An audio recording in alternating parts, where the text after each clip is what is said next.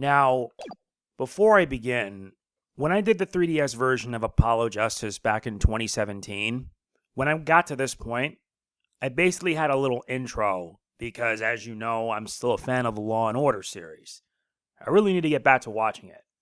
But in the case of this, I figured that I'd rather repeat the same line again. The only difference is that I'm unable to get all this done on it. So, let me just do it anyway before we get started. In the criminal justice system, the courts are represented by two separate yet equally important people: the defense attorneys who defend the accused, and the prosecutors who wish to convict them. 7 years ago, a defense attorney named Phoenix Wright had his last trial. His actions during said trial would bring about dark times, a dark age of the law. This is his story.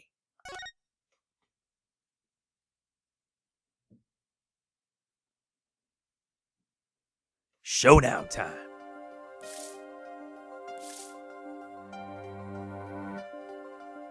I lost. It's only a game of poker. A game I've played for a long time and only lost twice. Who was the first? The man I killed, of course. Well, it seems I found the partner I've been looking for all along. Over a game of cards? Why, yes, over a game of cards. That was how we first met, 7 years ago. 7 years earlier, Phoenix Wright's last trial.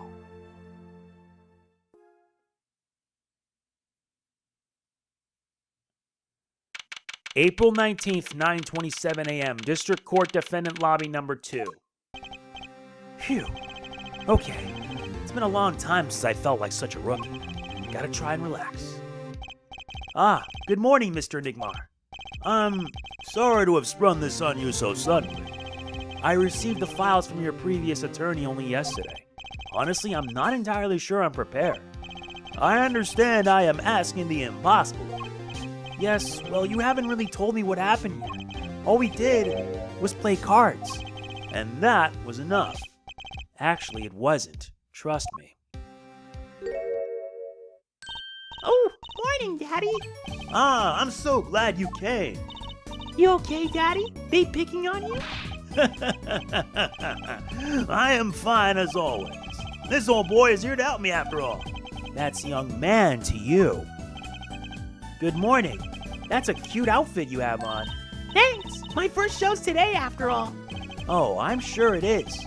What the heck is she talking about? Oh, old boy. Huh? Me? Look what he started. Here.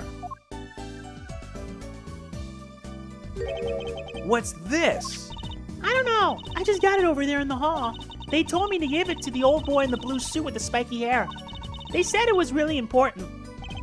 What's this? A memo for you or some such? Not from the looks of it. What is this? Looks like a page from someone's diary. I'll give it a read later.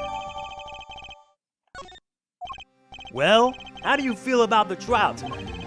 We'll get through it. Somehow. Incidentally, the prosecutor today is a new guy here. An easy win then, yes? They're calling him a true thoroughbred in the history of the prosecutor's office. Of course, there is one of those every year.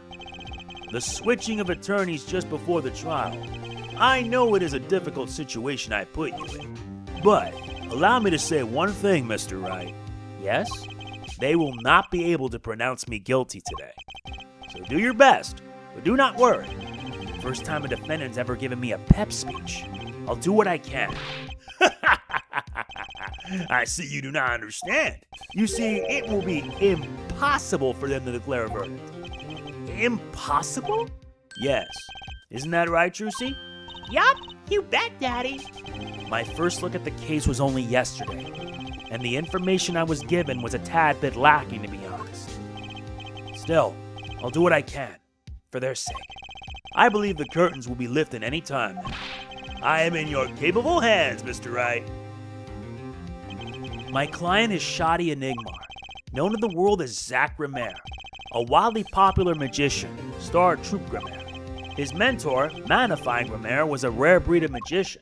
He single-handedly ushered in a golden age of stage magic, till he was dead. And Zak Gramarye is the suspect. April 19th, 10 a.m., District Court, Courtroom number 7. Court is now in session for the trial of Shoddy Enigma. The defense is ready, Your Honor. Is the prosecution ready? I was just thinking, is this what all the fuss is about? Bit of a buzzkill, really. Buzzkill? Is this some new kind of crime? One of the worst. This is a trial, yeah? Where are the sweaty palms, the pounding hearts? A Gavinus concert got 10 times the thrill this gig's got. Who were you again? Klavier, Gavin. I came to get the party started. Legally, yeah? Gavin? Defense attorney Christoph Gavins? Ah, figures my bro's more famous in this part of town. Klavier Gavin, lead singer for the mega hit band The Gaviners. You're out of your league, rock boy. I know what you're thinking. You're out of your league, rock boy. True, my debut single, 13 Years Hard Time for Love, went platinum overnight. But that's just a hobby to me compared to this, yeah? Talkative, aren't you? I like your affected Euro rock accent, by the way. I'm just getting warmed up. Head attorney, right? Perhaps you would be so kind as to fill us in on the case? Achung, baby! Time to call on the opening act. What was his name again? Ah, yes, Detective Gumshoe. Hit it!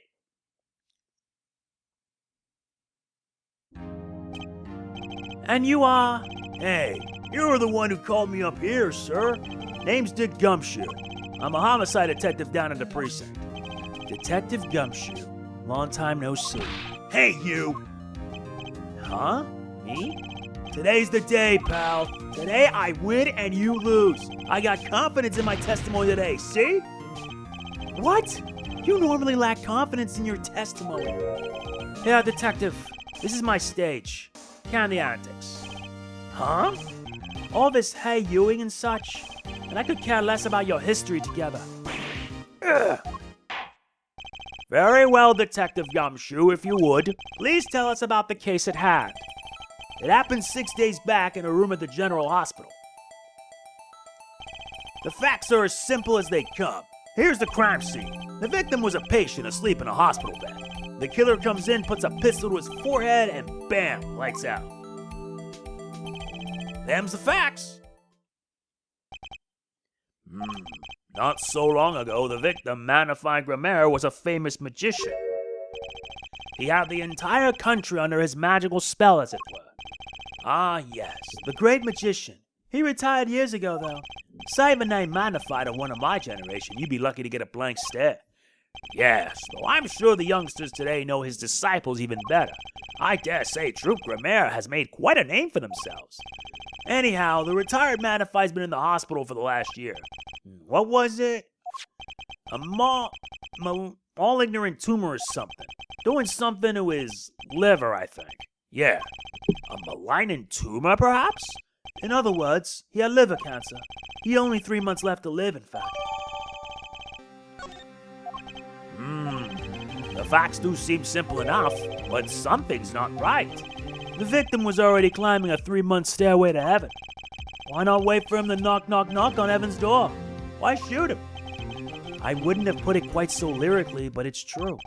Why make the effort to commit murder when the victim was about to die? Incidentally, the victim had a serious case of diabetes. Diabetes? In fact, he was about to shoot up with insulin when he was shot with a pistol. A syringe was found at the crime scene. Chronic diabetes and cancer. As much as it pains me to say it, the victim was clearly at the end of his life. I believe the question before us is clear then. Why did the killer have to shoot this dying man? What reason could he have had? Very well, Detective. Perhaps you can enlighten us as to the circumstances of the shooting. Yes, sir. And here we go. Actually, the victim kind of ordered the defendant to do him in. A few days before it happened, the victim sent a letter ordering his own murder. The defendant did what was asked of him and shot the old man in the forehead. The bullet was fired from the pistol found at the scene, no doubt about it. And the pistol definitely belonged to the old man, sir. What? You're saying the victim ordered his own shooting? Those are the facts. I have here the letter in question.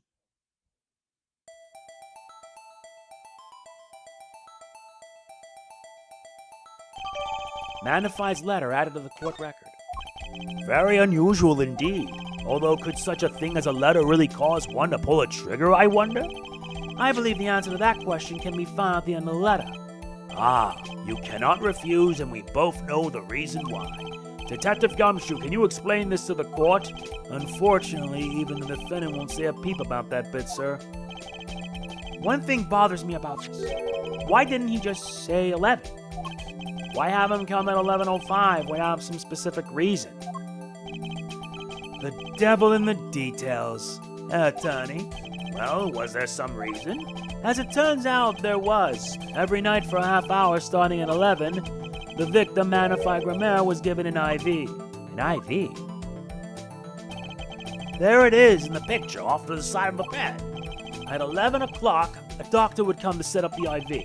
30 minutes later, he would come back for the empty bag. This happened every night without fail. So that was the only time they could meet without the chance of an untimely interruption. During his IV. Very well, shall we begin? Mr. Wright, your cross-examination, if you would. What's this reason he couldn't refuse, I wonder? He could have at least mentioned it to me. The worst is yet to come, I assure you. Actually, the victim kind of ordered the defendant to do him in. A few days before it happened, the victim sent a letter ordering his own murder. The defendant did what was asked of him and shot the old man in the forehead. How can you be so sure? Hey, you gotta learn to stop relying on people who do your thinking for you, pal. Learn to think for yourself. Get that noggin cranking. You fail to grasp the concept of questioning, detective. First, we got this letter. It says, shoot in the forehead. Loud and clear. I can see that, but I still wouldn't do it. Well, maybe you need to grow yourself a backbone, pal. You fail to grasp the concept of shooting people is bad, detective. We also found the defendant's pistol at the scene. Traces of gunpowder residue shows that have been fired recently. Well, Mr. Wright, as far as I can tell from looking at this photo, there seems to be no issue with the prosecution's claim. The photo. Maybe there's something in there I can use. So they're saying the defendant shot the victim in the forehead. I think there's a hole in the prosecution's argument. Clearly, Mr. Enigma shot something else. Looking at this photo, another possibility occurs to me. Yes? What does the letter tell us? That the defendant had a reason he couldn't refuse his teacher's wishes. Bingo, pal! That's why the defendant popped the one in the forehead. Oh, the defense disagrees. You see, the defendant had no choice he could make. Objection! What? And you can prove that with this photo? I can prove he had a choice, yes.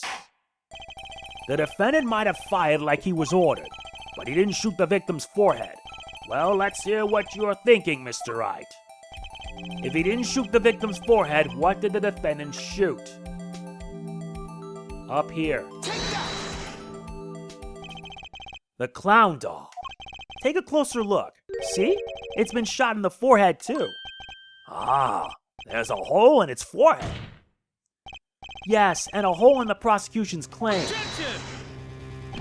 Huh, and I suppose you have a reason as to why he shoot the clown doll? He didn't just shoot the doll. He shot the doll's forehead. His forehead? Ah! Let's read the orders once more, shall we? You will shoot one shot square in the forehead, which is exactly what he did. He shot the clown doll square in the forehead. The defense has raised an intriguing possibility. That hole in the clown's forehead, it definitely looks like it was shot. Bailiff, send someone to investigate this matter. Objection! I admit I'm impressed, but I expected nothing less. Still, this doesn't mean he didn't shoot the victim. Objection! Perhaps he did have to shoot a forehead as ordered, but the letter says nothing about whose forehead. This was the only way he had to follow his orders without taking a life. The bullet hole in the clown's doll forehead does demand an explanation. It might very well be a clue, yet Prosecutor Gavin is right. It alone does not prove a defendant's innocence. You cannot say for sure if the defendant didn't shoot the victim. So sorry, Mr. Wright. How sad it is to see the mighty fall. How sad it is to see the novice's overconfidence. He doesn't realize just how big this little hole is going to get. Detective Gumshoe, please take this newfound fact into account as you continue your testimony. So what if he shot the clown? He still shot the victim, pal. The bullet was fired from the pistol found at the scene. No doubt about it. You mean this pistol, the one in the crime scene photo? That's the one. It's a funny-looking gun, so there's no mistaking it. We compared the bullet taken from the victim's skull with a bullet fired from this gun. The rifling marks on the bullet were a perfect match. So, you verified the murder weapon, in other words? You bet we did. And the pistol definitely belonged to the old man, sir. Why are you so certain? What pile of sand has your head been stuck in all this time, pal? You never heard of Zak and Valent's quick draw shoot 'em? Huh? What's that? One of the defendant's specialties. Zak and Valent stand on either side of a girl. Then they shoot. But the bullets don't hit her. Instead, they hit everything else on stage. This was one of the pistols they used in their show. Got a great design, huh? The kids love it. Many boys and girls joined the police because of that pistol, I hear. You know, that would explain a lot about the police force. Troop Gramarye stopped doing that act a while ago. The old man held on to that pistol ever since. The court would like to see the pistol in question. You got it, sir. Here she is. Well, this truly is a blast from the past. It's a stage pistol for magic shows, see? But it can fire real bullets. It looks so much bigger in real life than on TV. Yeah, but it can only hold one round. By the way, the pistol's firing chamber is empty, and it shows traces of having been fired recently. So, were any fingerprints found on the gun? Unfortunately, no. Of course, the defendant is known for wearing gloves. We might say that a lack of fingerprints is in fact a fingerprint of its own. Ah, intriguing point. Well made. Whoa, whoa, whoa. Not well made, not intriguing. In any case, the court accepts this evidence. My grandchild would get a kick out of seeing this. But now it's time to return to our testimony. So what if he shot the clown? He still shot the victim, pal. Really? Objection! The trickiest cases often seem the simplest. Prosecutor Gavin, you missed the bullet hole on the clown's forehead. If you hadn't missed that, you might have come to a very different conclusion. Understand?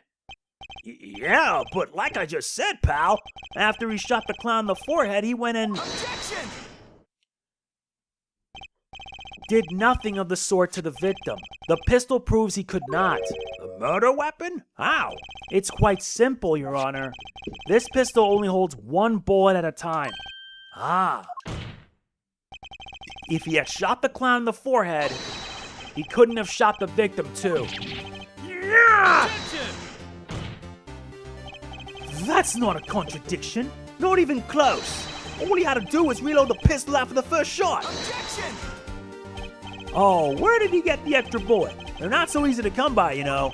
If you claim the defendant had one ready, then prove to us how he got it.